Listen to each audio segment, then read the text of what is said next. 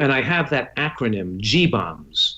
And I go, you guys must be familiar with that acronym, G-BOMBS, BOMBS, to illustrate and have people keep in the forefront of their mind the foods with the most powerful association with lower rates of cancer. It's just has with the foods that have the most scientific documentation that have the most protection against cancer and promoting longevity. And it is greens, beans, onions, mushrooms, berries, and seeds. And we could, throw a dart at any of those foods, but just to give you an example, mushrooms have the most powerful anti-angiogenic effects and most powerful anti-aromatase effects. In other words, they block excess estrogen and they block the production of fat storage hormones, and of course they block cells replicating and getting a blood supply that could cause cancer. Very powerful anti-cancer effects. And I'm mentioning this compound called ergothioneine as an example, because the cell receptors on every cell in our body has an ergothioneine receptor that comes from mushrooms. Our body is designed to accept certain phytonutrients that are high in mushrooms. It's as if we're designed in advance with some DNA stabilizing mechanisms that are based on getting mushrooms as a phytochemical. The same thing true with green cruciferous vegetables. The most powerful stimulator of the NRF2 transcription proteins, which prevent genetic defects from being expressed, like a GSTP1 gene that causes breast cancer, or a BRCA gene that's preventing defects from being expressed and increasing cell repair and DNA repair, are the ITCs in green cruciferous vegetables. We're designed to be taking in these substances, and without them, we can't expect normalcy. So I'm saying that these substances are essential to develop a normal human immune system reaction. And in this climate of a novel infection that came into the world like COVID is a nutritional problem, because it would never have the ability to damage people or hurt people that have an excellent functioning immune system exposed to G-BOMBs on a daily or regular basis. When we're eating the foods that the body needs, is designed to accept and utilize for cell function, we're taking in the foods designed for the human species, then our body becomes resistant to those diseases, and we have multiple means of resistance from virals to invade, replicate, evade, capture, mutate to more dangerous forms, cause cytokine storm. All these things only can happen in people that are dangerously immunosuppressed because they're eating a standard diet without the nutrients and foods that humans actually need, or humans actually require. I'm saying we require green vegetables. And if you don't like green vegetables, then you better live close to a hospital, because you're going to be in there pretty soon. Can we do one super quick rewind on the rice? Because if listeners are having the heart palpitations that I did because I eat brown rice. How about black rice, red rice, white rice? Did they have this? Does that husk bring in the arsenic as much as the brown rice husk? Like, do we just need to clip it on all the rices? Yeah, well, white rice, as you know, doesn't take in as much arsenic, but that's high glycemic junk food. Sure. The other rices, there might be some wild rices that are grown in wild environments, for example, that are raised, that are, hunted and raised by, Indians in canoes that knock them down, that don't have that are in commercially raised rice beds.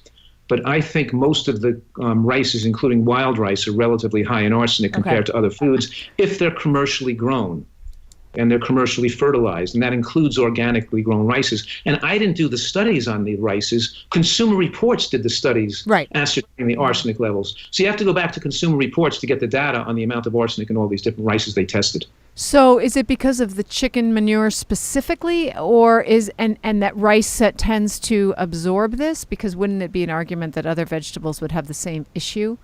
No, they don't. The vegetables don't take up arsenic as much as rice does. Okay. Even when there's arsenic in the soil. There's arsenic in all soils, but rice takes it up more avidly than other grains and vegetables do. Plus the fact that they grow rice in a lot of the old cotton fields, which used a lot of toxic chemicals for the boll weevil and other cotton invading insects, which had no desire to not put chemicals down, and there's still chemical residue in soils could last for 50 years. Yeah, cotton.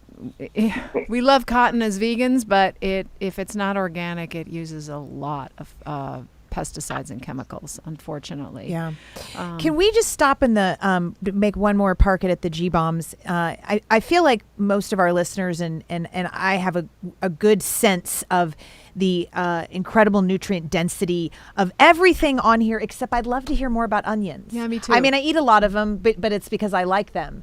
What is so wonderful about them?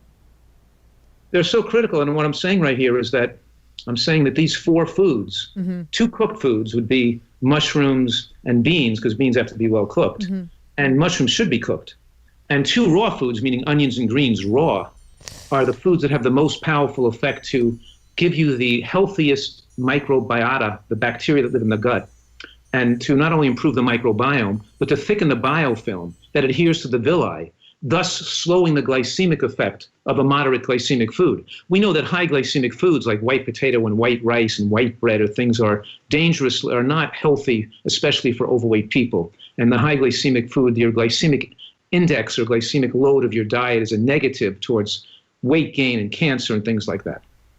What I'm saying right now is that when you eat a moderate glycemic food like corn or peas or oatmeal, it lowers the glycemic effect dramatically when you regularly eat greens and beans and onions and mushrooms, because the thickening of the biofilm that coats the villi slows the transition of glucose into the bloodstream from a moderate glycemic food. So how do you make a tropical food like a mango low glycemic? You eat mushrooms and beans and greens, the other meals. So I'm explaining that. But the point here about these foods like onions is that they contain an enzyme called alliinase. That's ALLIINASE, alliinase. And that's where when you cut an onion, it makes your eyes burn with sulfenic acid, right? Because you're forming a lot of other sulfur-generating compounds like MSN and other. And these, in the studies on onions, it shows generally about a 55 to 88% reduction of cancers of all type, depending on the cancer type, even from something like a quarter cup or a half a cup of onion a day.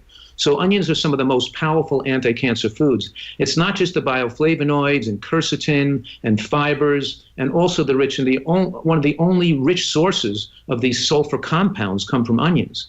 And the alliinase enzyme forms these compounds when you cut or blend the onion. So if you took the onion whole, or the leek or the scallion, and you plopped it into your soup and cooked it first, and then you took it out with the tongs and blended it into the soup base, you would have not formed any of those compounds because you would have deactivated the alliinase before it had a chance to form them. Rather, if you eat the onion or scallion raw in your salad and chew it really well, that's going to give you the most powerful anti-cancer effects. Or if you take the leek and the onion or the scallion and blend it in the blender with a little bit of liquid in there, so the blender becomes a chemical reaction which causes gas and sulfenic acid, and then you're forming all those compounds, because the alliinase is heat sensitive. You want to get the full activity of the alliinase to form the sulfenic acid and the other organosulfate compounds. And then you can take that blender full stinky mix and pour it into the soup to cook, because the heat won't destroy the beneficial compounds. It just would have inhibited their formation if you cooked it before you blended it or chewed it.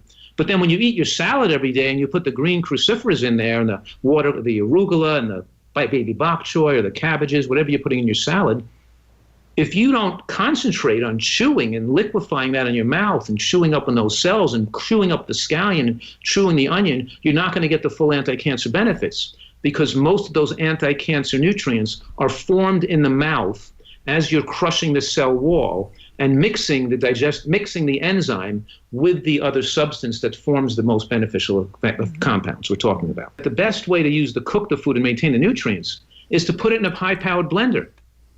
Cream it into a puree, and then put it into then you could dump it to cook it into the soup. And that works for also cauliflower and broccoli and such. All those things, yes. If you're gonna cook them, you're not gonna cut them small enough, so you're not gonna break open the cells of eating broccoli and cauliflower in a mixed vegetable dish. Then we usually wok it in a dish where we're only cooking it 3 to 6 minutes. We want to cook it like al dente, so it's not wiping out all those nutrients. We want to not cook it till it's mush, so it still has a little firmness to it. So we're talking, that's why we wok the vegetable dish and mix it with a Thai curry sauce or something. We're not going to cook it till it's we use broccoli florets and snow pea pods and water chestnuts and bamboo shoots, and we're going to put in and make cauliflower dishes, but we're not going to overcook things till they're so we're trying to kill all the enzymes. And don't forget though, but if you had a little bit of that enzyme from the raw food you eat in the same meal, it would help you convert some of the cooked broccoli to make some of those ITCs out of it. So there's also a benefit to eating some raw with every meal and eat some cooked with, because you get the raw enzymes benefit the cooked foods too. That happens in the digestive tract.